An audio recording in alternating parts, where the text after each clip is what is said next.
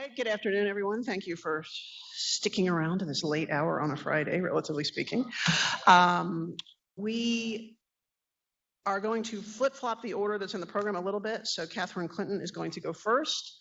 Kwame Holmes is going to go second, and Marjorie Spruill will now be going third. I should probably also alert you that there's been some time trading by our panelists. So Catherine is going to give a shorter paper and is going to generously donate 10 minutes of her time to Marjorie, who's going to give a longer paper. So be prepared for that as well. But we'll still average out to the same amount of time. I'm going to go ahead and introduce all three panelists so that we can just run through smoothly once we get started. So first, Catherine Clinton is the Denman Chair of American History at the University of Texas, San Antonio.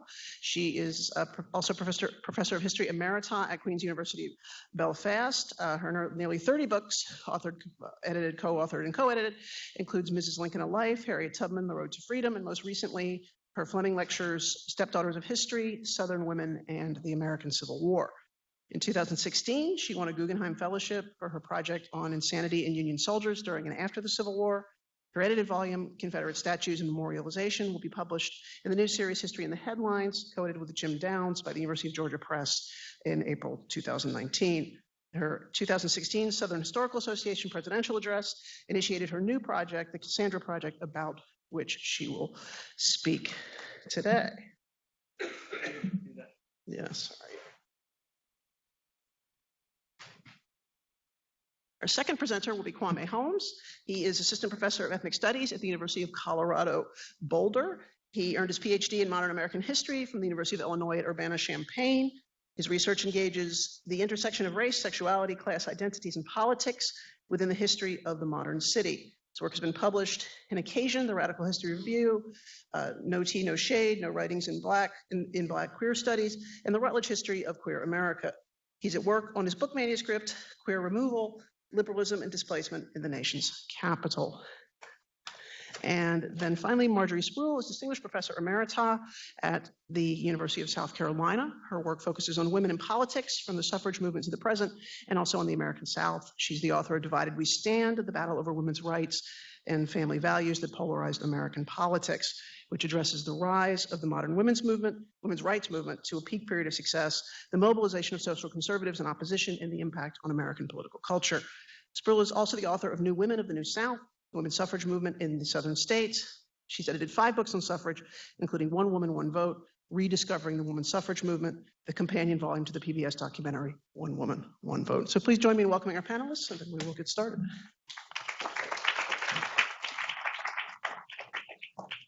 Thank you. Of course, I want to thank all the organizers. A special thanks to Vernon and Georgianne for pulling off such a coup as this gathering. We know that if Vernon had just been in South Carolina in 1860 and could have had a conference on secession, wouldn't have things ended up differently. I also want to thank Peter Eisenstadt for all courtesies extended, and in my case, extended. I love being back here in Carolina, where I taught as the Lewis Jones Professor at Wofford College in 1998. And also, I was a colonel at the Citadel, the Mark Clark Visiting Chair in 2001. South Carolina remains a fascinating state and even more intriguing as the spot for this amazing celebration of Lincoln's legacy, nearly a decade after the Lincoln Bicentennial. I well remember the optimism and the buoyancy of that particular year of celebration, our 16th president, in anticipation of our 44th president, inaugurated the same year. And here we gather, less than a decade later, in the shadow of the 45th president. What can we say about Lincoln and Me Too? First and foremost, we can certainly look at the way in which the Republican Party has strayed from its founding principles, and I, for one, believe Lincoln would be disgusted. During a congressional debate held at a Kiwanis meeting here in South Carolina, Republican Representative Ralph Norman addressed the crowd, "Did y'all hear this late-breaking news from the Kavanaugh hearing?" Skipping a beat, the congressman delivered his punchline. Ruth Bader Ginsburg came out that she was groped by Lincoln, as quoted in the South Carolina Post and Courier. But this is not just South Carolina humor, but the current jagged edge of politics in the age of the predator in chief, the joker, the groper, the grabber, who his body snatched the party of Lincoln. Ralph Norman was trying to signal that he stood firm with leaders who would invite Dr. Christine Blasey Ford to congressional hearings where she would testify to being unable to recall some of the details were sought. But seared into her mind was the laughter of the men who trapped her in a room, physically overwhelmed her, threatened her, left her traumatized, not just then, but for years after.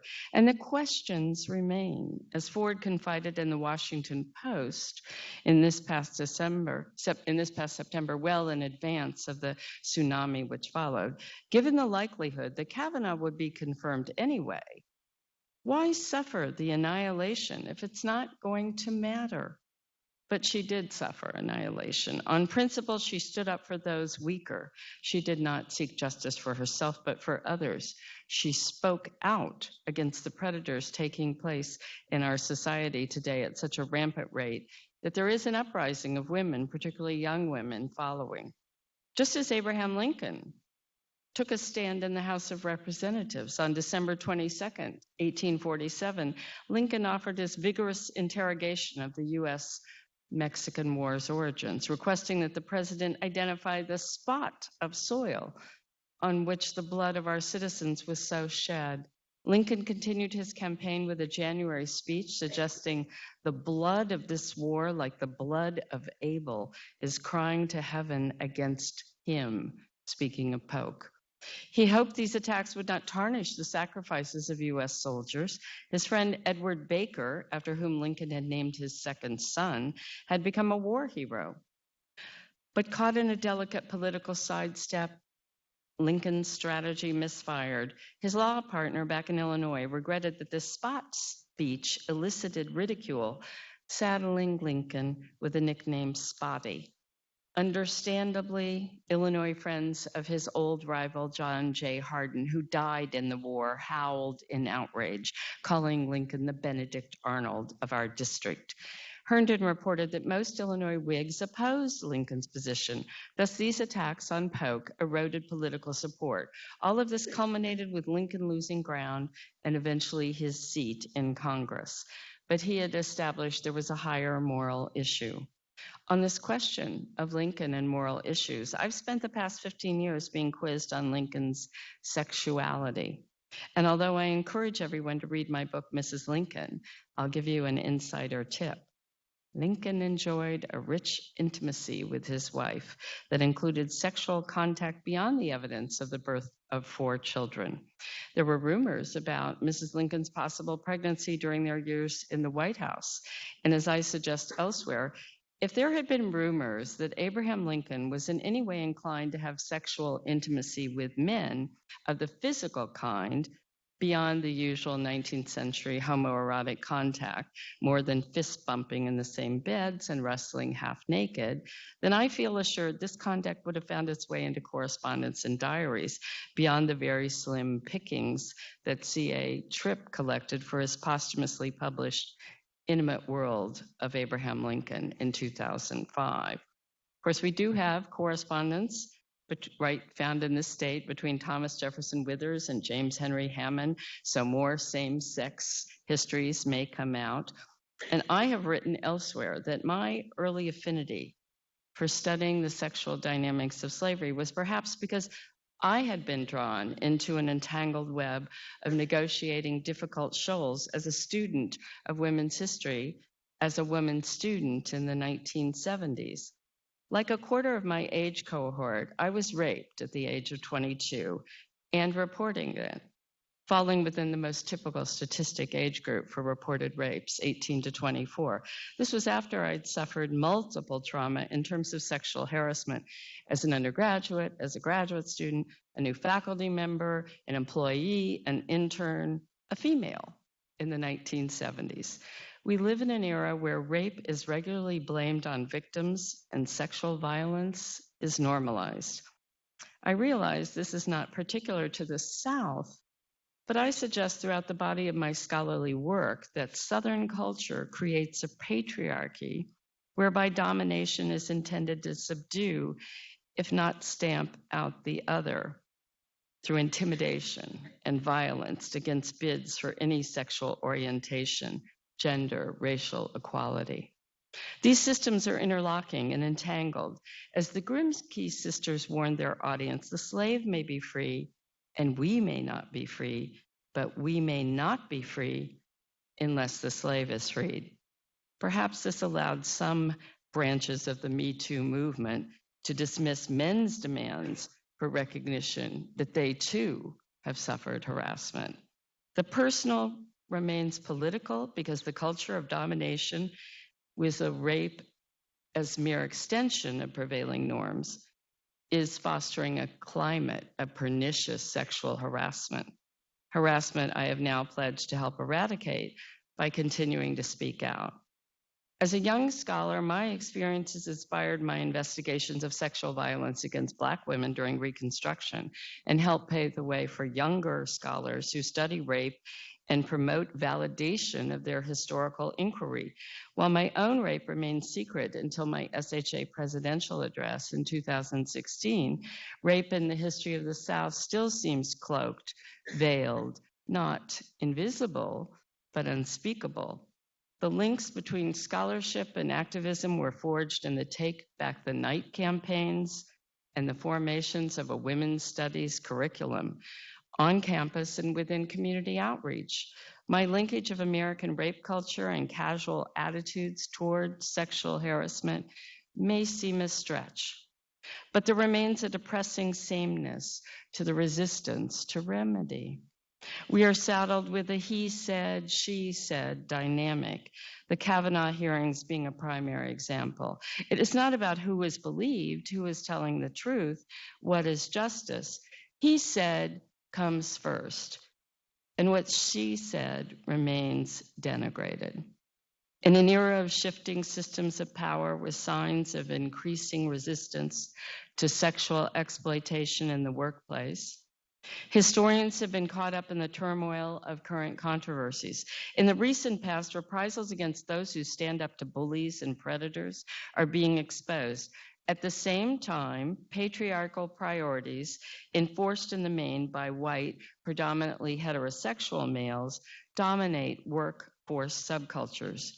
Men demand difference and power, Black as well as white, straight, gay, or heterosexual. They bridle at attempts to curb their appetites. Those in power perpetuate patterns of abuse and self-gratification at the expense of workers, mainly women. Naturally, scholars may wonder at Abraham Lincoln's stance on this particularly incendiary topic. Generations deconstruct his attitudes on topics from abortion, and I remember my favorite Atlantic cover story on Lincoln and abortion, down to xenophobia. Can Lincoln's ethical legacy guide us in these darkening times? Lincoln was a consummate political animal who came to see the slave power for what it was, insatiable and corrupting. Lincoln scholars continue to debate when this enlightenment might have come, and debate what was the turning point and the finer points. But we know that there was an evolution. Those opposed to the politics of hostile work environment and sexually charged workplaces need look no further than the antebellum plantation to find rampant toxicity, a laboratory for experiments in harassment and exploitation. Apologists might claim slaveholders practice paternalism, but they also practice exploitation at every level, including sexual. Recent and forthcoming published work on slavery as a system of sexual exploitation casts new light on the way in which sexual predators and harassers have shaped sexual dynamics in the United States and the Americas and across the world down to the present. I predict if Lincoln had not been murdered at such a young age, perhaps he would have had the time for many evolutions. Perhaps even Mary Lincoln might have grown into a feminist as well.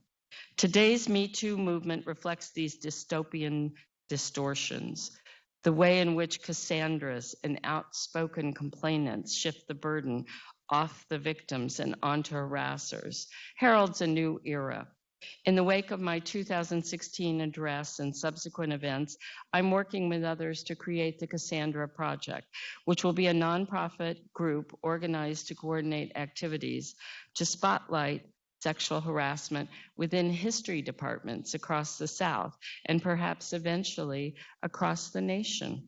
Our website will focus on sexual harassment guidelines within history departments, how these guidelines are distributed, how many complaints are lodged, what the outcome of these complaints are, transparent for students and the public alike to see.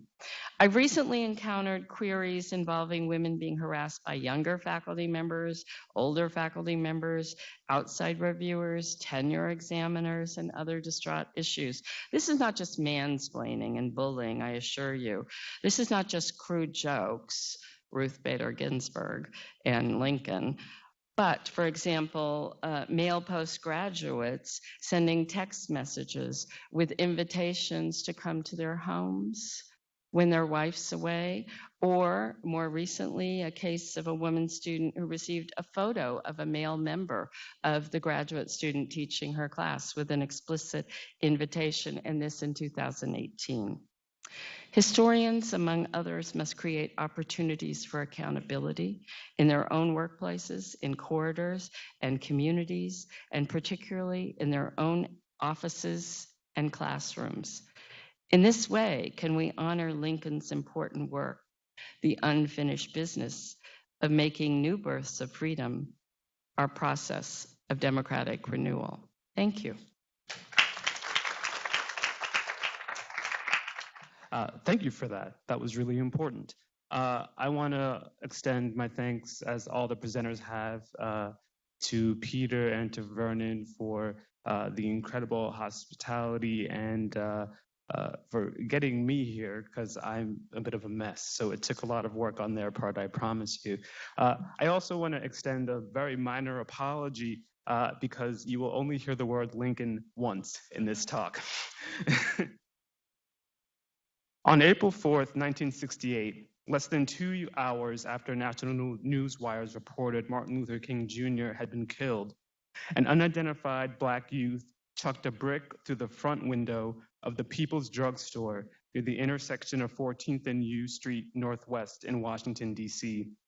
That brick was followed by others, and Molotov cocktails, and rifle bullets, and screams, as Black Washington became an irresistible force plowing into the immovable object of geographic and economic urban Jim Crow.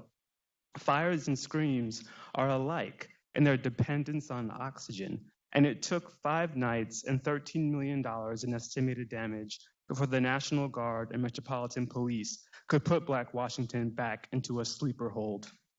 The riot is urban renewal on a crash scale, one Black radical group pointed out, and indeed, it was as if Black Washington, sick of a constant cycle of broken promises, had mirrored the object of their illness and crashed into the city like a cyclone, transforming their own neighborhoods into a set of post-historic ruins made of disintegrating rubble, melting plastic, dissipating plumes of smoke, and glass.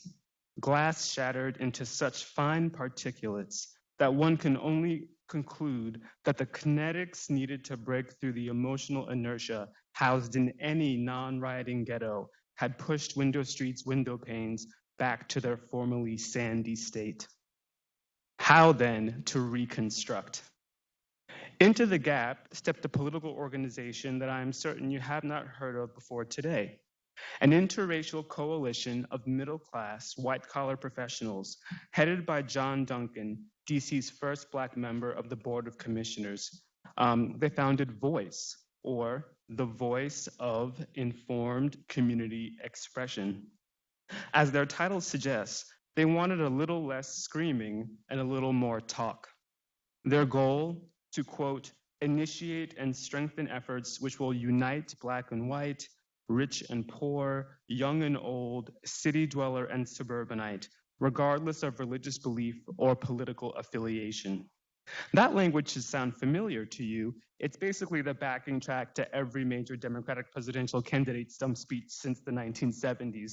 But I want to draw your attention to the word unite. it calls up the conference theme of Lincoln's unfinished work. In the 1960s, the nation was not in a formally declared civil war, but few would contest it was fundamentally divided within itself. So both during Reconstruction and in the post-riot moment, it's actually easy to imagine union as a good thing, union as reconciliation, or as value neutral, union as wholeness or coherence. But then, in the post-riot moment and in the post-Reconstruction moment, a closer examination reveals that the stark incoherence at the very notion of unity.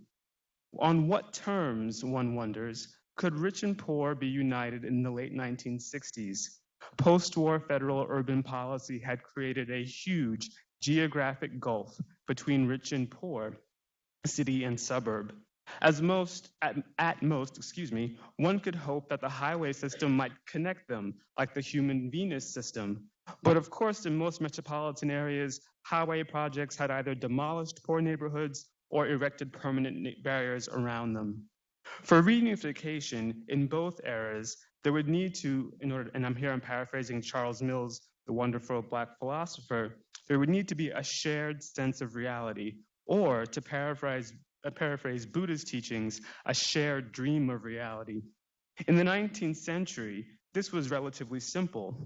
Whiteness and its preservation represented broad enough terms for the nation to reconcile, because despite the efforts of the Republican Congress and the political work of African Americans, Black people remained the constitutive other of the nation after the Civil War. The post-riot era in the 1960s, well, whiteness would no longer do, nor maleness, and for that matter, neither heterosexuality. During the Civil War, the fight was between North and South, a clean single cut. By the late 60s, though, and to return to an earlier metaphor, the polity had shattered. While Black people were rioting in the cities, women set fire to their bras, and drag queens started kicking cops in the balls. More battles, more fronts, and more difficult terms for the project of reunification. Voice, though, remember them, had an idea, expressing its mission statement with the following, quote, "The corporation will engage in the rational expression of opinion, promote freedom of debate, and orderly demands for change." So, rational expression of opinion and orderly demands for change. My book project, that's the word, Queer Removal, Liberalism and Displacement in the Nation's Capital, explores the consequences of the efforts of organizations like Voice to place rational expression of opinion and orderly change at the top of the political agenda for minority groups in the post-civil rights era. As you may have guessed, I'm a skeptic. My project contends that a new affective centrism became the means through which African American, women, and LGBT groups, both simultaneously and at times in coalition, set the terms for national reunification. What had been a racialized bargain to limit political power and economic opportunity to white men after the Civil War became an affective bargain amongst the multicultural middle class to buy into the values of economic and political rationality. Nowhere, I argue, is this more visible than in the history of post-civil rights Washington, D.C., where the federal government, the region's largest employer, led the nation in establishing criteria for merit-based affirmative action, where the city's Black majority made it feasible for the local government to end discrimination in housing and employment along lines of race, gender, and sexual orientation before any other major urban center in the country, and where the ongoing expansion of the federal state, regardless of which party controlled the White House, supported a robust local advocacy industry, where cultural difference was celebrated and class difference became closeted. And on that note, you may be wondering, why is the book titled Queer Removal? Forgive me if I admit that sometimes I don't really know. But if I were to hazard a guess, it would be because I'm trying to do more than diversify the historiography with LGBT subjects, though there are plenty in the manuscript, but I'm also trying to shift historical method with insights from queer theory, Or perhaps I'm just reviving the history of emotion, which died for some reason and needs to come back. Or perhaps I'm offering historical context to Wendy Brown, and maybe doing queer theory is all of those and more. What interests me, though, is giving minority populations agency within the emergence of a neoliberal consensus and the common sense, which has disciplined us into a nation stuck in a time of profoundly limited political imagination and disturbingly expansive gaps between rich and poor, where rampant denial and psychological displacement about the way things actually are is combined with, as was mentioned yesterday, the rapid and often violent displacement of the poor from major cities or access to secure housing. A nation where we are exercised about the use of tear gas and cages upon the non-documented under Trump and aggressively ignored the use of tear gas and cages upon the undocumented under Obama. What I'm interested in then is our insanity and our refusal and the way in which progressive values animate and authorize those failings. In my remaining time, I want to talk about a few folks who I explore with some greater depths in my manuscript. Hopefully these vignettes will function as a kind of sum greater than their parts, helping you and maybe me piece together what this project is really all about. So in 1955, E. Frederick Morrow was sitting in his office, immobile and wondering what to do next. To readers of the major mid-Atlantic newspapers, Morrow was the first Negro appointed as an aide to the White House. It would be fair to presume that his immobility that day was because he was unsure of his job duties, as his title was a vague head of special projects, and the Eisenhower administration was quite strict with him about not seeking any publicity in the media for his White House role. As a profile in Ebony in 1961 made clear, many African Americans assumed Morrow was Eisenhower's personal valet rather than a trusted policy advisor who, among other things, conducted studies on urban economic inequality. But no, on July 1955, only a year after the Supreme Court had accepted Thurgood Marshall's presentation of Kenneth Clark's research on the emotional damage produced by segregation in secondary education, Morrow was paralyzed because he could not locate an office staff.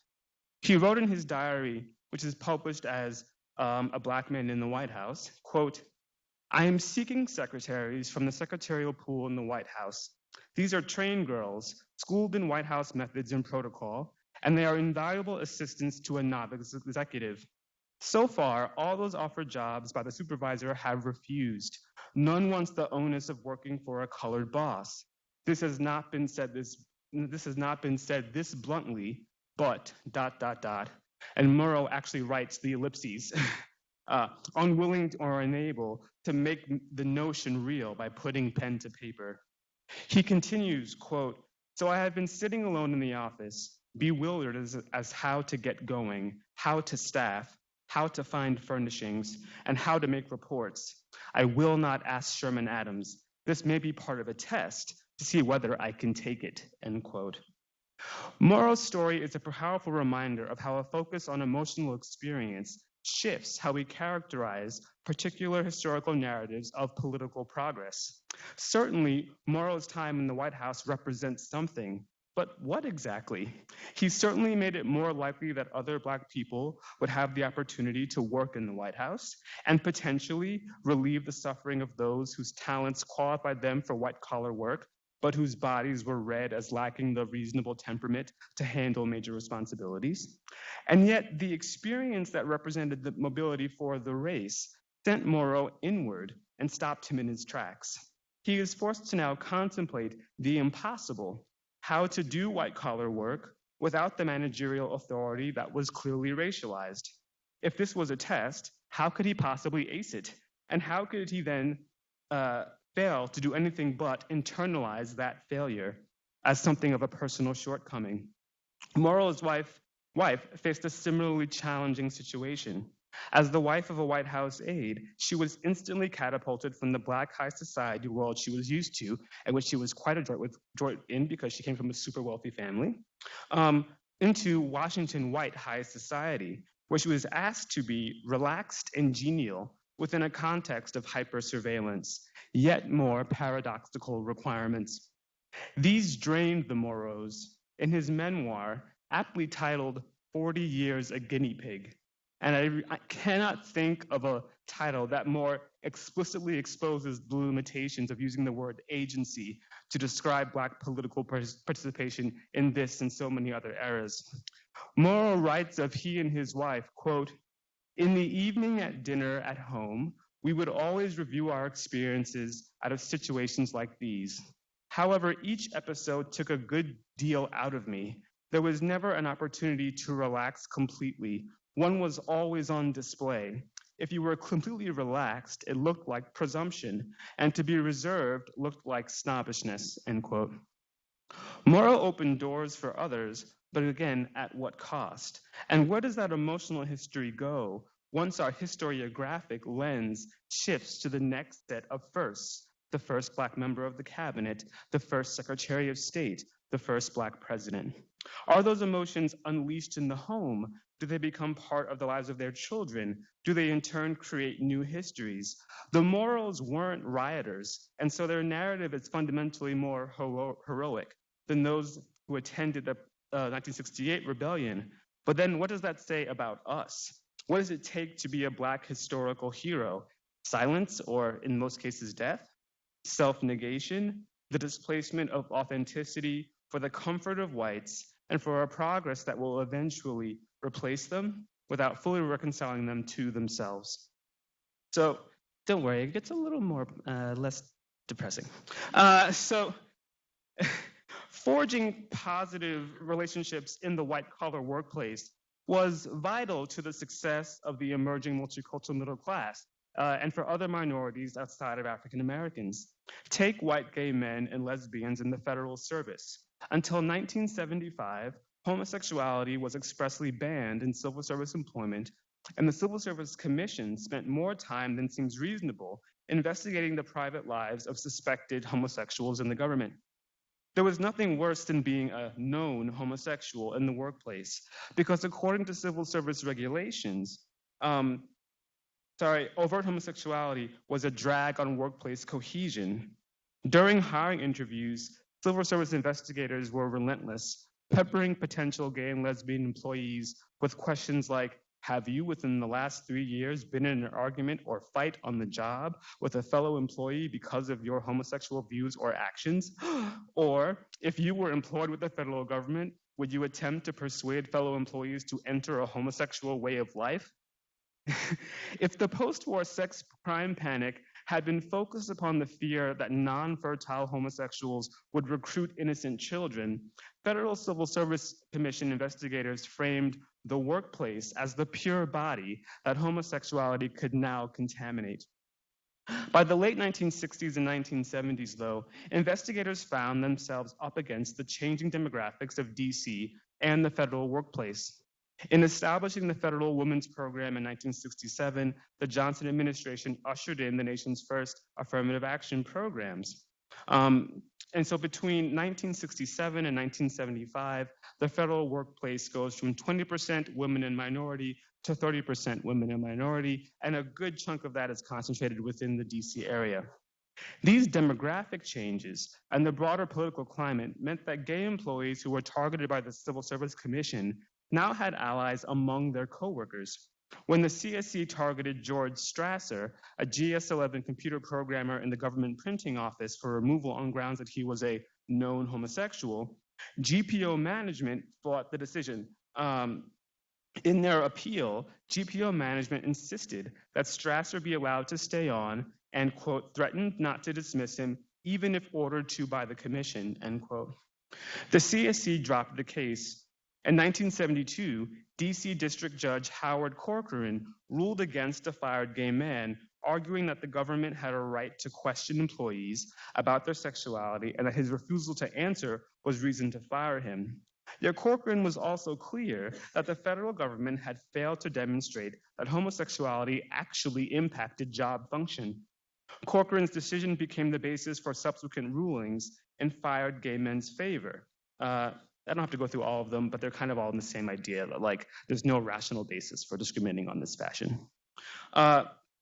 These decisions were in part built upon the positive assessments all of these men received for management and co-workers in the white-collar workplace. Imagine if they had been decidedly competent but utterly unpleasant co-workers. Teamwork is everything in the white-collar workplace, and the positive emotional relationships that white middle-class gay men were able to forge became the basis for a series of federal court decisions that eventually cut the legs out from under anti-gay federal employment rules. Gay federal employees would prove essential to the development of the DC gay rights movement and in disciplining out its more radical elements. Take Don Bruce, who worked for the Commerce Department during the day and in 1972 opened up the DC Eagle at night, the city's first leather bar. Now, while leather bar might sound risque at a Lincoln conference, and now I've said his name twice, Bruce and his friends articulated quite conservative notions about the proper way to be gay in Washington and developed a brand organized around excluding the irrationally loud and excessively flaming feminine homosexual. In an interview with the Washington Blade, Don Bruce notes, quote, "There wasn't any place for the macho guy to go and feel comfortable in at that point in time. We're talking about 7 years ago. Things have changed a lot in the gay community. 7 years ago, the more effeminate element really had control of most of all the bar operations, and most of the macho guys stayed at home. As people are coming out now and realizing their own identity, there's no need for the effeminate action which seemed to be very important to gays at one time or another."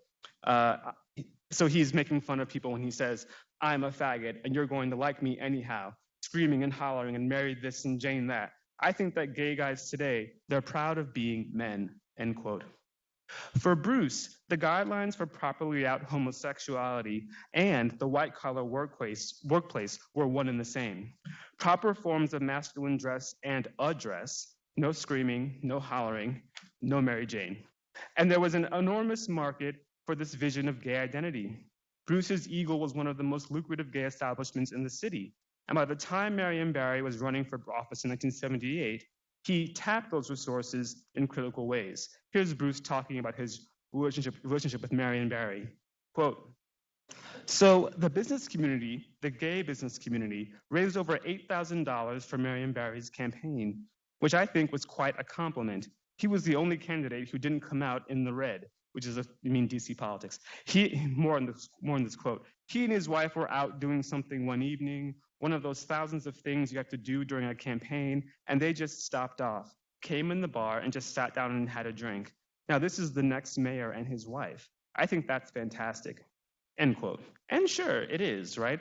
It's kind of amazing. But it also shows the kind of shared sense of affinity and common understanding of what's politically possible that began to emerge among interactions between Black, white, and gay middle class or minority groups within the city itself. So Black nationalists, by contrast, struggled to fit themselves within the emerging realm of white-collar rationality and consistently found their political ideology and emotional politics could be heavily policed.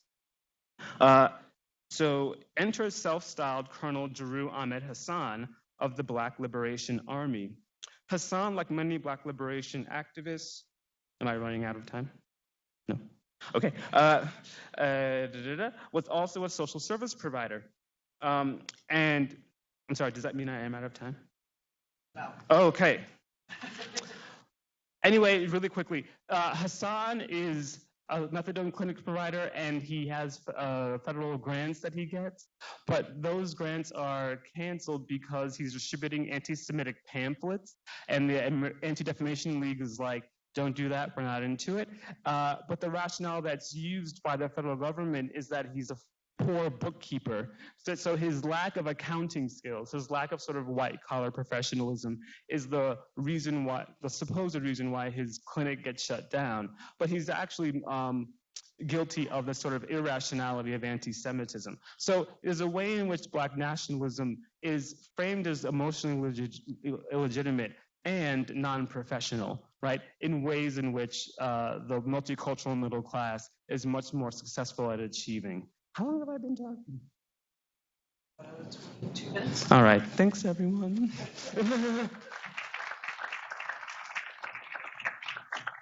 Thanks, Vernon and Peter, very much for inviting me to join this great conference. And I want to thank all of you presenters for making this wonderful experience and basically an intellectual feast for several days. So also, is Georgianne here? I would like to thank Georgianne, B, Charlotte, and the whole Burton family for all that they have done to make this great. Seems to me that watching them, they're doing everything together and with joy, just like they always do. Okay, sorry, I missed you. Okay, now women's equality was not part of Lincoln's agenda as far as I know, but it certainly was important to many people in his era. Women's equality certainly does fit the theme of the conference in that the quest for it is quite unfinished. Probably like most of you, I turned in my title before fully deciding what I wanted to talk about. So I'm going with the first part, which I was sure about, and changing the subtitle completely. My focus will not be about women's rights generally, though, but more specifically on women's suffrage, race, and the constitutional amendments regarding expansion of voting rights to African American men and to women. Now, unlike some of you, I am not an expert on the 14th or the 15th Amendment, but I have spent half of my career working on the 19th and recently turning back to that a lot more as we anticipate the coming centennial of the 19th Amendment. So, with that, I'd like to offer a few, hopefully not too disjointed thoughts and some information during the time I have. So, the Reconstruction era was not the woman's hour. It was Wendell Phillips who so famously urged women seeking enfranchisement not to seek to combine the causes of Black male suffrage and women's suffrage. After leading the American Anti-Slavery Society to continue to exist after the abolition of slavery, to exist until Black men had achieved voting rights, and 3 weeks after Lincoln's assassination, Phillips gave a keynote address about the organization's new direction, stating, quote, "As Abraham Lincoln said, one war at a time, so I say one question at a time. This hour belongs to the Negro." The phrase, the Negro's hour, was picked up and used extensively by advocates for the extension of the suffrage to African American men. At first, suffragists ranging from Susan B. Anthony to Sojourner Truth objected to this.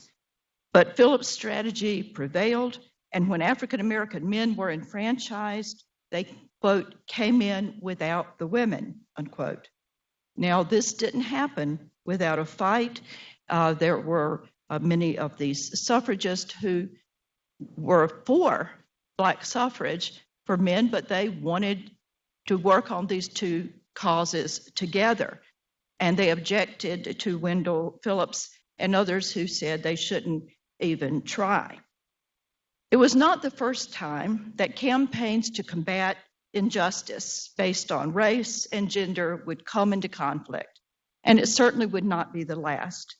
Let's remember that in the United States, the women's suffrage movement grew out of the movement to end slavery. This accounts for its distinctly regional pattern, by the way, and the massive resistance to it from the southern states. Some of the earliest advocates for women's rights, if not suffrage specifically, were our own Grimke sisters, of whom we're very proud, Angelina and Sarah, from the prominent slaveholding family who left their privileged existence in Charleston to go and live among Quakers in the North, and to travel as agents of anti-slavery organizations, denouncing slavery from their unique perspective, and in public and before mixed, or what they then called promiscuous audiences, meaning that it had men and women both. There was severe criticism, including from many of the men in the anti-slavery movement who objected to comparing the oppression of women, and of course here they're talking about white women, objected to comparing the oppression of women to that of enslaved people. Or they insisted that working for women's rights would add to the challenges faced by their already controversial movement. So the question of how to handle the issue of women's participation tore the anti-slavery movement apart. The two women who are credited with the idea for the first women's rights meeting in the United States, thus launching the movement, Lucretia Mott and Elizabeth Cady Stanton, first met in London in 1840, when both of them went there for the World Anti-Slavery Conference, only to find that women were not allowed to participate. Wendell Phillips defended them with his usual eloquence. This is before he had made this pronouncement. But in the end, they were told that they could only remain in the hall if they were willing to observe from behind a screen. The two said no way, and they chose instead to stroll through London arm in arm and discuss the injustices faced by women and the resolve to call a conference to address them. In 1848, they organized the now iconic gathering in Seneca Falls, New York, where participants adopted a declaration of sentiments demanding a wide range of reforms. Suffrage was only one of many issues that they debated, and it was considered so controversial that only powerful urging by Elizabeth Cady Stanton and Frederick Douglass convinced them to include it in the Declaration of Sentiments, the list of goals that were adopted at the end of the conference. It was so radical a proposal that many participants would not even sign. And Stanton's husband, Henry, by the way, who had political aspirations, actually left town during the conference so he could retain some measure of deniability. Most prominent women's rights advocates of the anti-slavery era were part of the antebellum era, were part of the anti-slavery movement. This included Susan B. Anthony, Lucy Stone, Antoinette Brown Blackwell, also Sojourner Truth, an illiterate but eloquent former slave, as you know, and numerous middle-class Black women who had been born free, among them Harriet and Margaretta Fortin, founding members of the Philadelphia Female Anti-Slavery Society, who helped organize the first National Women's Rights Convention in 1854. Also, the author and poet Frances Harper. During the war, women's rights advocates chose to put aside advocacy of their own rights and devoted themselves to the campaign to make the war a war to end slavery. And as Eric Foner mentioned the other night, they worked through the National Women's Loyal League, which was very important as they launched a major petition drive in support of the 13th Amendment.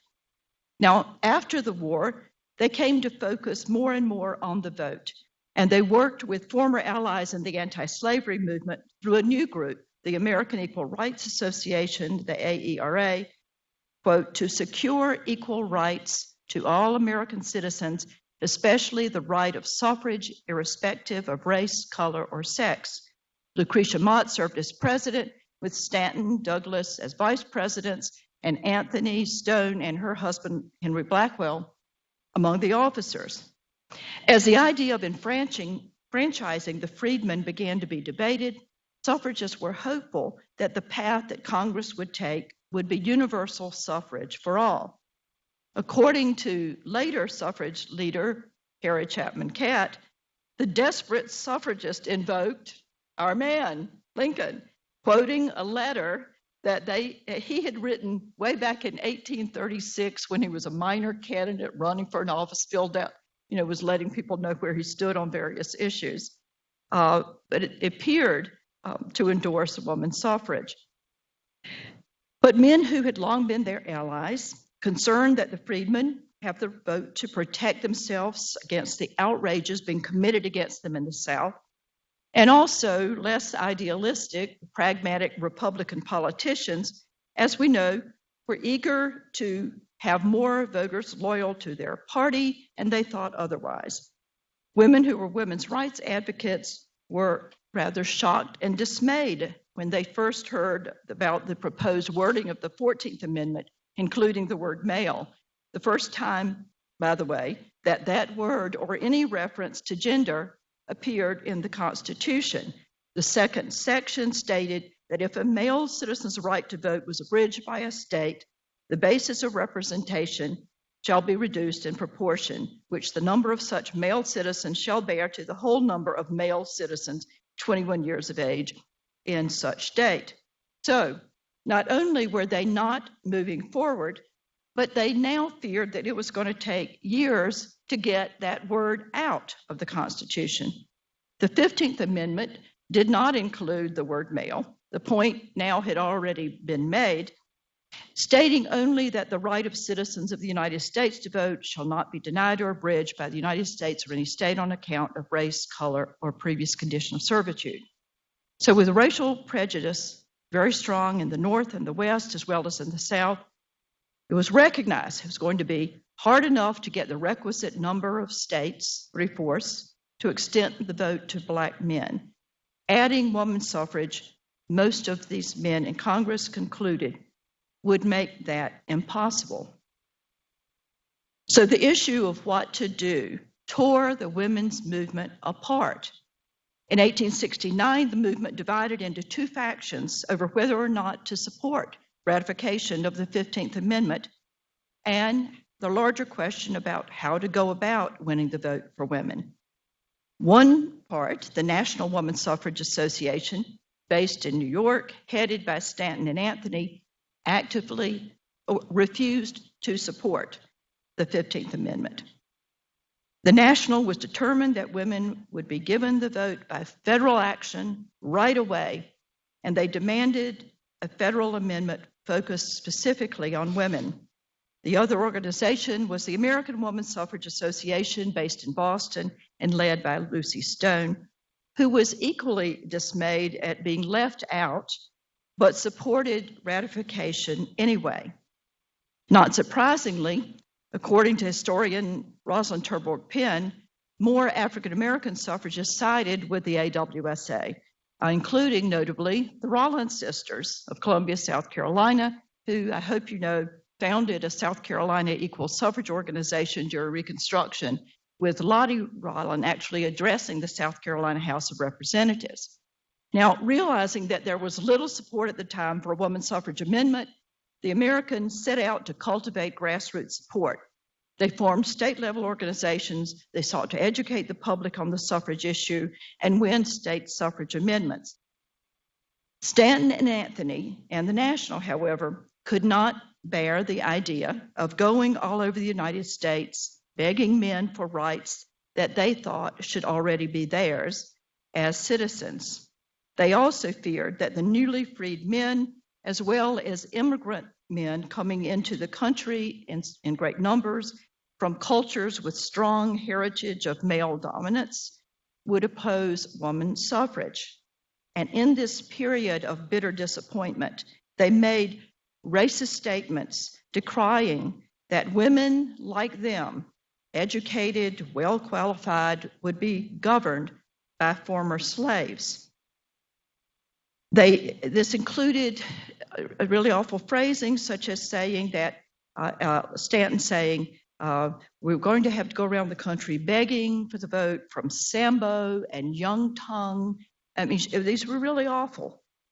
You're going to hear them a lot over the next few years. At her worst, Stanton even suggested that African American men, once enfranchised, would be emboldened to commit outrages on women. Statements that are leading some to decry honoring them during these next year and a half, and in some cases, decrying the celebration of the suffrage centennial in general. Now, Anthony was not quite as bad, but nonetheless adamant that while she would work for Black suffrage, she would not do so if women weren't enfranchised at the same time. Quote, I will cut off this right arm of mine before I will ever work for or demand the ballot for the Negro and not the woman. Historian Faye Dudden, in a book I would really recommend to you, it's called Fighting Chance, The Struggle Over Women's Suffrage and Reconstruction America, explains their ideas and actions better than anyone, I believe, and in really full context, certainly calling out and describing in full their racism, but also laying out some of the reasons for their frustration and their actions. Notably, they were bitter that after years of great personal sacrifice, years in which they had worked for their rights, but also those of others, they were now going to be, quote, the only sensible adults in the nation without the ballot. In addition, during Reconstruction, according to Dudden, they believed that in that era of change, that they actually had a real fighting chance at enfranchisement before the wave of change and reform and that kind of thinking went away. And in their view, they were betrayed by their allies, especially Phillips, who withheld and redirected considerable amount of funds that had been bequeathed, including for suffrage work. Frederick Douglass was infinitely patient with Stanton, an old friend, a fellow warrior, but he had his limits about her rhetoric and her contention that white women needed the vote as much as black men. Quote, when women, because they are women, are hunted down through the cities of New York and New Orleans, when they are dragged from their houses and hung upon lampposts, when their children are torn from their arms and their brains dashed out on the pavement, when they are objects of insult and outrage at every turn, when they are in danger of having their homes burnt down over their heads, when their children are not allowed to enter schools, then they will have an urgency to obtain the ballot equal to our own. After Congress approved the 15th Amendment, what then? Phillips and others who had begged them to wait, saying a woman's hour would come soon, let them down. A 16th Amendment was introduced right away, within a month after Congress approved the 15th, which copied the phraseology of the 15th, only substituted sex for race, color, or previous condition of servitude. And women suffragists were fully behind it, the 16th Amendment proposed, and supported it through a ceaseless succession of petitions, but it was utterly ignored, they claimed. Interestingly, for a brief period, Phillips was all in favor. He'd been saying that during the time that things were looking good for the 15th, that the woman's hour perhaps had arrived. But as the path toward ratification of the 15th proved to be more difficult than he thought, he reverted quickly to this Negro's hour rhetoric. And again, the suffragists felt betrayed. Now, in the early 1870s, the National, moving ahead, tried a new approach, demanding suffrage through the federal courts. The idea was to vote illegally, be arrested, tried, by insisting that the newly adopted 14th Amendment actually protected the voting rights of all citizens, including women, and that the word male was in the second part, in the enforcement part, the part about penalties for noncompliance. In 1872, Anthony, hoping to become the test case for this strategy, was arrested and indicted, quote, for knowingly, wrongfully, and unlawfully voting for a representative for Congress of the United States, unquote. Her case, for various reasons, did not make it all the way to the Supreme Court, but another suffragist, Virginia Minor of St. Louis, succeeded in getting the issue before the court in 1875. But the court ruled unanimously that citizenship did not automatically confer the right to vote, and that the 14th Amendment did not prevent any state from excluding women. That meant that for women, the issue was going to have to be decided state by state. That meant also that the woman's hour was far, far away. They would be waiting and working for it for decades to come. Later, after the 1920 victory, the suffragists added it all up, and they found that between the Civil War and the victory of the 19th Amendment, they had been forced to conduct 56 campaigns of referenda to male voters, 480 campaigns to urge legislatures to submit suffrage amendment to voters, 47 campaigns, and you get the idea. Okay, now, in 1890, the suffrage movement entered a new era as leaders put aside the rivalries of the last 20 years and reunited in one major organization, the National American Woman Suffrage Association, which they referred to as the National. Anthony soon took command. Under her leadership, the movement began to grow in terms of size and influence. They still had the goal of a federal amendment, but they recognized that they would have to gain many, many state victories and in all parts of the country become a truly national movement. By this point, the suffragists had become more realistic, jaded, even cynical.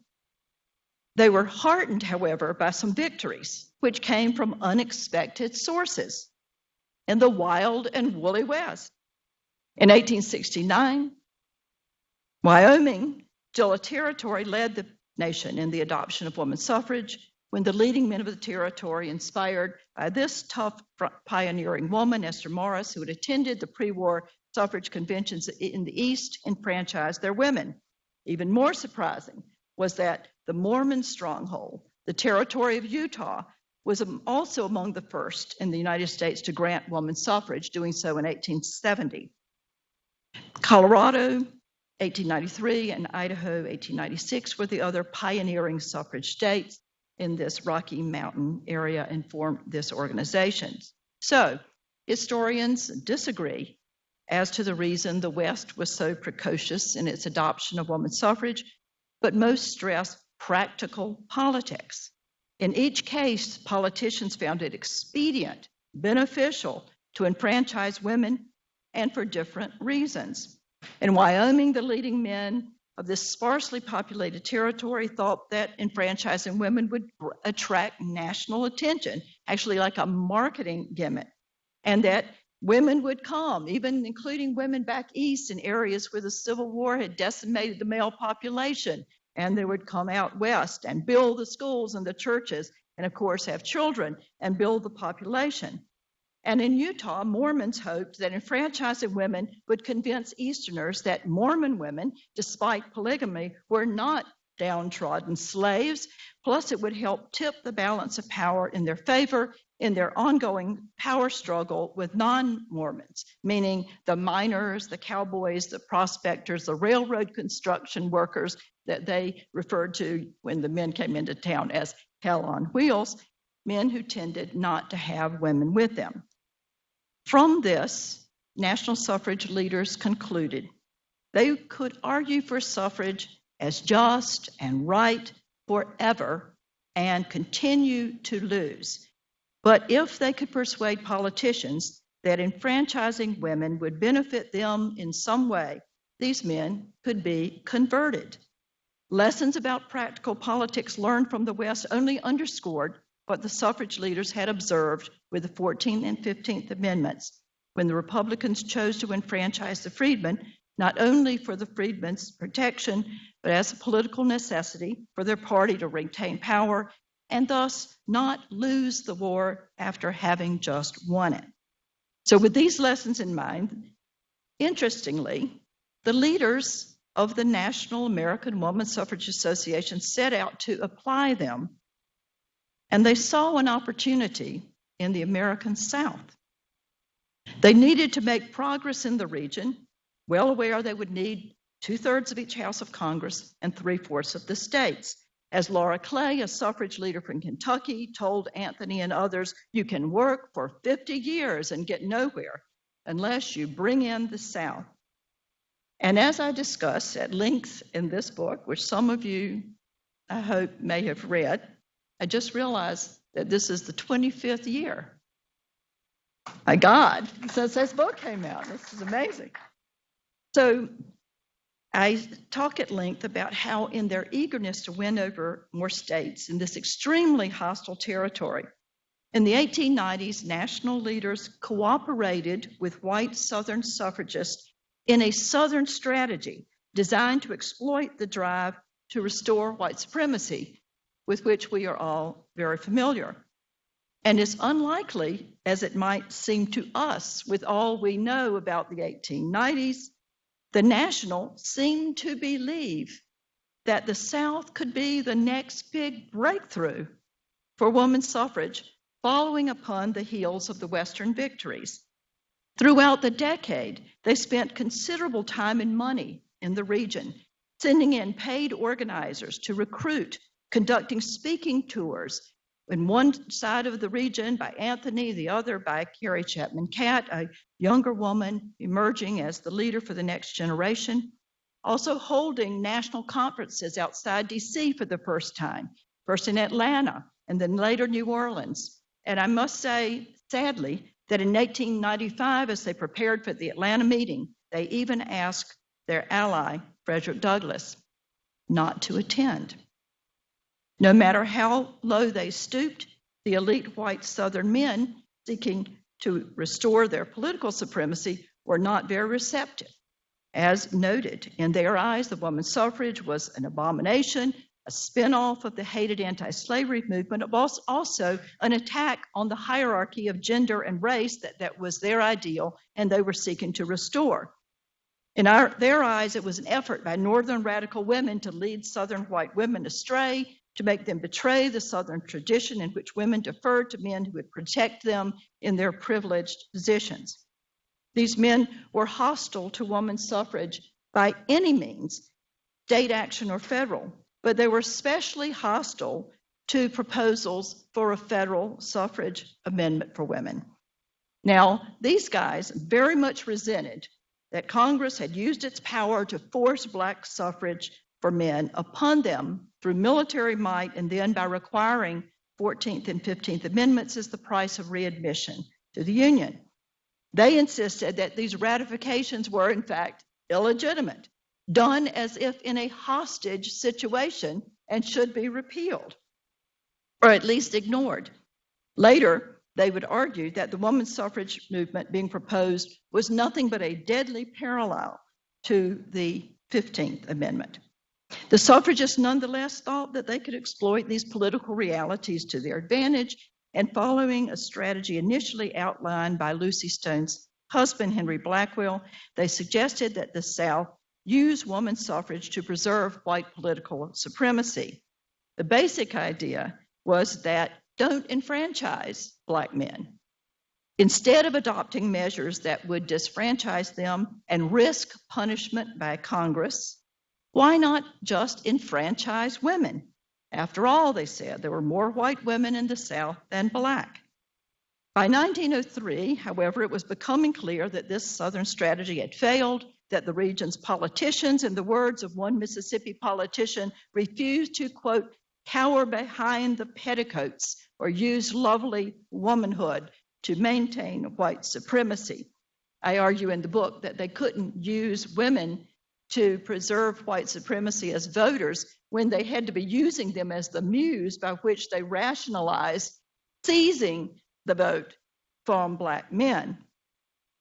Instead, they found other ways to do that did not involve the destruction of women's traditional role. And as we know, Congress and the Supreme Court let them get away with it for half a century more, until the Voting Rights Act.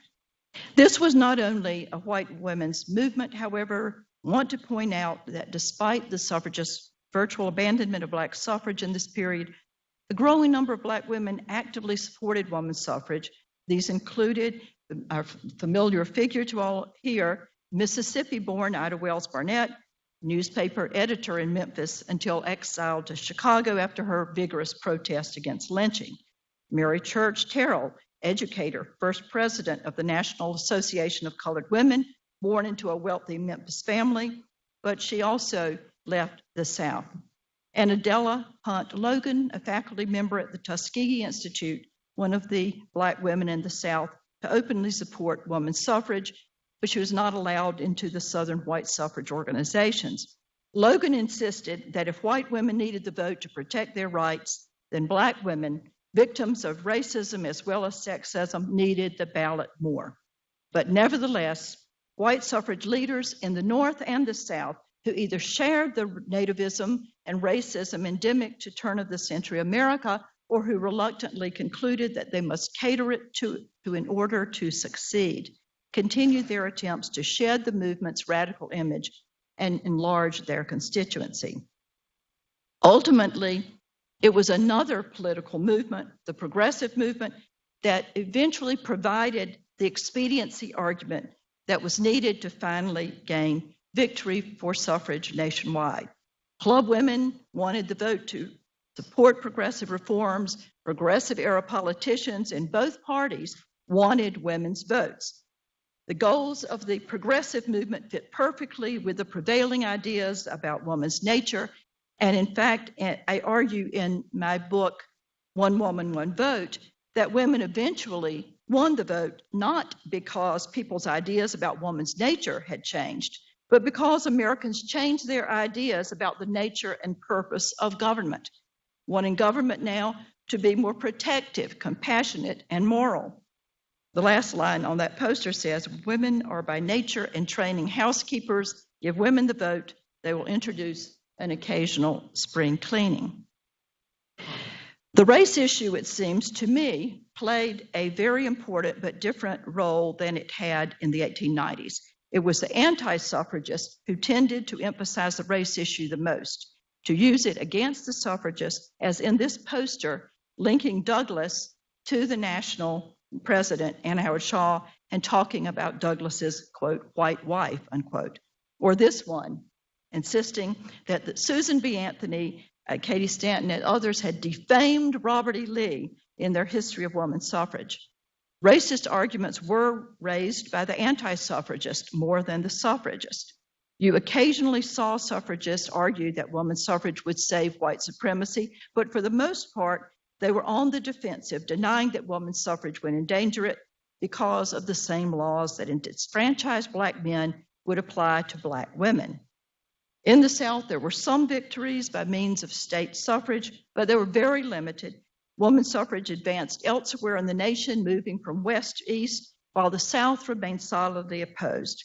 At the federal level, Southern congressmen and senators remained vehemently opposed. You may recognize this guy.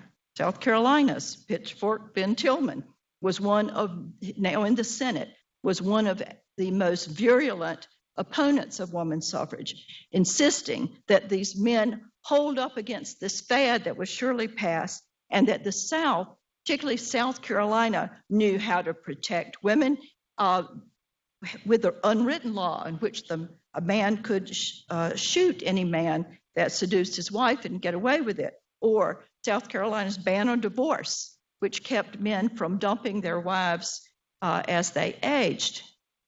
A president, Woodrow Wilson, who was reared in the South and with Southern values, imposed segregation on the federal government, as we know, also threw suffragists who picketed the White House in jail. He was loath to endorse women's suffrage, especially by federal action, but he finally did, and threw his power behind getting the last votes needed in Congress. But it was the untimely death of Tillman, or the surprise sudden death, that finally allowed women's suffrage to get the last vote needed in the Senate, and when his replacement, William Pollock, voted yes. As the struggle over ratification began, northern states competed for the honor of being the first to ratify, while Georgia and Alabama scrambled to be first to pass rejection resolutions, denouncing the amendment as unwarranted, unnecessary, and downright dangerous. And many Southern state legislatures vowed to fight to the end against this incursion in the rights of states, insisting that the 19th Amendment was nothing more than an extension of the 15th, and that approval of the 19th would signify consent to the 15th, which no true son or daughter of the South could possibly do. So, to wrap up, by summer 1920, with only one more state needed, Wilson pressured the governors of North Carolina and Tennessee, democratically held, of course, to call special sessions. North Carolina voted no and sent a round robin to their fellow legislators in Tennessee, urging them stand firm and resist to the last ditch to save the South. Finally, after a hard-fought battle in which bribery was rampant and obvious, and men who had pledged to support suffrage fell to the antis one by one. It came down to one vote. And a 24-year-old legislator from the mountains changed his vote at the urging of his elderly mother. You'll hear that story a lot. The whole story of Tennessee is told in a recent book that's been very successful and to all of our envy in all the airport bookstores. And then I just found out that Hillary Clinton read it, liked it, called her buddy Steven Spielberg, and here's the title, The Woman's Hour. And upon her recommendation, it's going to become a feature film in time for the 2020 celebration. But if August 26 was the Woman's Hour for white women and for African American outside the South, it was not the case for African American women in the South. Most were prevented from voting by the same barriers erected against Black men in the 1890s. It would take another suffrage movement, part of the civil rights movement of the 1960s, to remove those barriers. And again, many women and men struggled against great odds to do so, a goal largely accomplished through the Voting Act of 1865. Still, the adoption of the 19th Amendment was a crucial breakthrough in enfranchising most women and giving others, the Black women left out of the 15th Amendment, a right later claimed. Thank you.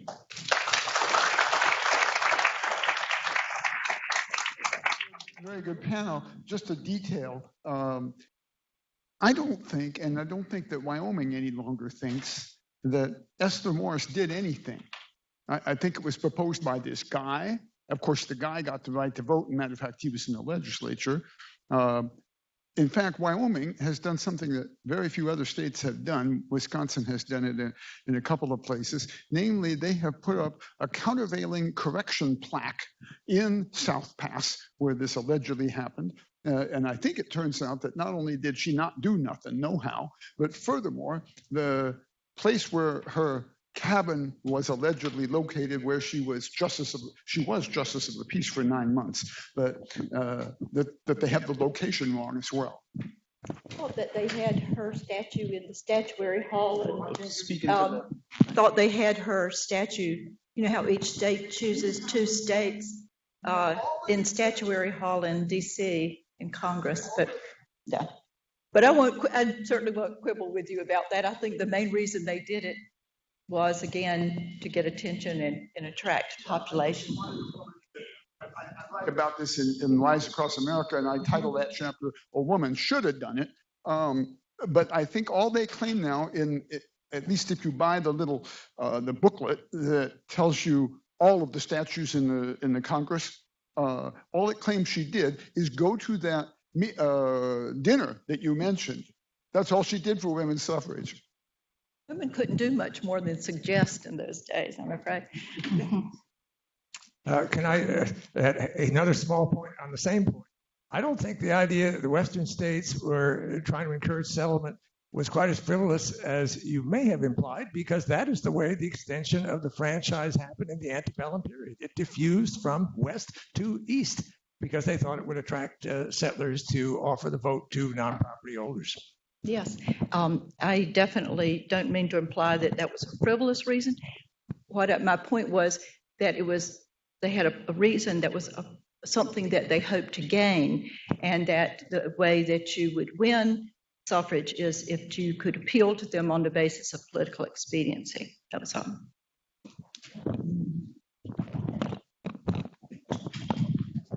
I have a question for Marjorie. We've been talking a lot about counterfactuals, unavoidably in a conference called Lincoln's Unfinished Work. If the history of Reconstruction had been different, and if Black men in the South had actually been able to keep the vote, how do you think the women's suffrage movement and the 19th Amendment would have been different? Would it have aided if Frederick Douglass, you quoted the famous Frederick Douglass quote, if there was less of frantic feeling about Black enfranchisement, how do you think the women's suffrage movement might have been different? If there hadn't been racism after the war and they didn't take the vote away, or I'm not sure I understand what the hypothetical situation would be that you proposed. Uh-huh. If blacks retained the right to vote, yes, and that the 15th Amendment Black man. had been more effective. And, you know, we can, Mhm. obviously, it's a big debate whether that's possible. But if something like that happened, because it seems to me the failure of Reconstruction was the backdrop for everything happening. Mhm. How do you think might have been different? Well, I suppose that, I mean, that's a really hard one because racism and the stripping of black men of the vote in the 1890s is so absolutely basic to what happened in that period that that it's very difficult to me to surmise that. I'm sorry. That might be all. There's somebody back there.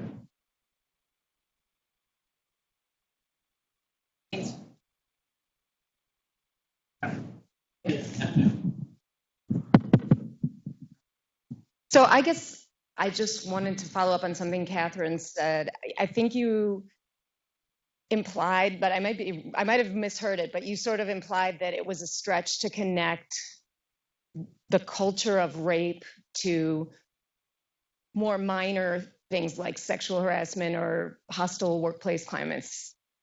Did you? Been out campaigning. That has been, the umbrella is so big. A lot of tent pissing metaphors come out. You must not stretch your tent and narrow it. The narrowing of this, I think, has been a mistake. In other words, we keep trying to legislate, make it precise, etc. I guess to go to, I have been interested in the breadth of argument women's rights made from equality of marriage, access to business licenses, to equal pay, to sexual autonomy, to the right to vote, right? And all of it comes out of patriarchy. And so there is so does rape and sexual violence. And so I guess I just would actually want to hear more of a, just make the connection or hear how you make the connection, because I think the connection is really there. I think that it's incumbent upon those of us who work in the field of gender and sexuality to talk about sex as an act as well as a category. And that, I think, has been something that has been reluctant. In the 19th century, who were the public women? If you make this argument, look where it ends up. So there continues to be this ongoing problem with confrontations. And when I'm lecturing, when I'm talking about the Cassandra movement, especially in groups of younger women, they're very militant, but they also are aware that stepping forward and making such arguments, making such alliances in terms of gay issues will in some way target them, in some way, quote, tar them, and make them victims. And yet I see the broadening and the sharpening of the focus really what we need to be doing, because and I will say, I wanted to correct myself on the he said, she said. It's not the simple he said, she said. As we all know, when you enter the factor of race and class, and we look at examples of rape cases in history, what is the race of the victim, the race of the accused? What is the class of the victim and the accused? All comes out. It's really amazing to me that it is back to U.B. Phillips and looking at his early study of rape cases that a lot of this comes out. But I'm really remembering when I was at a conference here at Clemson, maybe 30 years ago, and I brought up this issue of interracial sexual violence generally. And I brought up the fact that I thought we had to really look at the way in which patriarchy was being sexualized if we went back and looked at history. And I did talk about it as penarchy versus mamarchy, that we could recast the North and the South and the way they were. And, my only kudos was that apparently a very senior Southern historian, whose name I won't mention, from Yale, said that he knew how Carolina felt when Sherman came marching through. Because if we were going to start looking at these issues, where would we be? And I'm now looking sort of 30 years later and saying it's great that these things can be introduced. And in my early field of slavery studies, I look at the kind of work being done. And it is very much looking at this issue of sexual exploitation.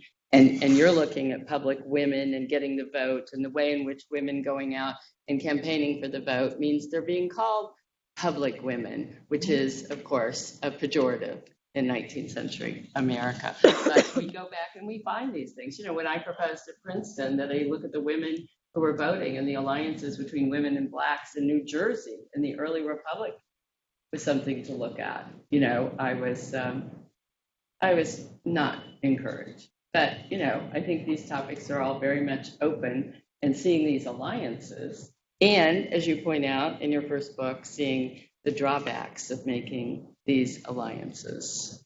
Right. We got a question over here and a question over here, and I think I will end it there. Hi, thanks for these presentations. My question proceeds from an observation that Kwame made, which is about the kind of lost history of emotions. And all three of these presentations deal with matters that are and have been and continue to be intensely emotionally fraught. And as most of us understand, historians are not terribly good at dealing with that, because generally we have to stop at the brain case and not go so far inside it, except insofar as we have that intimate details of people's lives. I just invite you all to think a bit about the in your work, how the legacies of emotional experiences, in particular of certain kinds of historical intergenerational traumas, whether in political movements or personal experiences or experiences across cross-cutting categories of class and gender and sexuality and race, of course, the ways that these have played out and the way you're thinking about them in terms of a history of emotion. That wasn't hard. So I think the easiest way that I want to talk about that is to talk about trauma, because, and I'm not an expert, but all the books I've read on trauma tell me that its impact upon cognition is that you lose the ability to distinguish between past and present. That's why the PTSD soldier, when like you throw a paper airplane at them, they're like, I think it's a bullet from the war, and then they can't tell the difference and they lash out. So necessarily, if you're trying to think about historicizing traumatic experiences, that presents an immediate problem. Like, when did it happen, or when is it showing up? And I think some of the communities that I study, it can be difficult to explain the behavior of folks because they have been traumatized and they seem to be acting outside of time and outside of linearity. So I'll just give one example that was like the fourth vignette that I didn't get to. This radical Black nationalist preacher, Reverend Douglas Moore in Washington, D.C., hates Marion Barry and hates Barry's alliance with white gay men, and tries to argue that Marion Barry and white gay men are part of a secret cabal that's going to displace African Americans from Washington, D.C. by the year 2000. Everyone calls him completely crazy, and he is like, the book he publishes is like a weird conspiracy book with like these articles that have been pastiched together in the classic conspiracy genre. But like, nonetheless, he's kind of right. And he's right, but he doesn't know why he's right. And that's why no one can recognize his political voice as legitimate, but he's on to something. And so I think that part of the work of the history of emotions is to like allow us to get a little bit less enamored with our own ability to assess what's right and wrong and what's true in fact, and be willing to accept the possibility that things can come into existence and emerge in a non-linear and non-causal fashion. I just want to say on emotions, that it would be ridiculous for me to sit here and not recognize that Darlene Clark Hine is here, who wrote about dissemblance in inner Black women's lives. And she was very kind and gave permission to a younger generation of scholars to really explore that. White, as well as Black, that if we find our evidence and we try and speak truth, that we should be doing it. And I think an entire generation of scholars, Black and white, men and women, have been doing that. So I do want to just honor you for that, giving us that permission to be in touch with feelings. Thank you, Darlene. I'm impressed with the work that all of you presented. This is really a breakthrough moment. And I just want to embrace you all, being courageous, standing Thank you.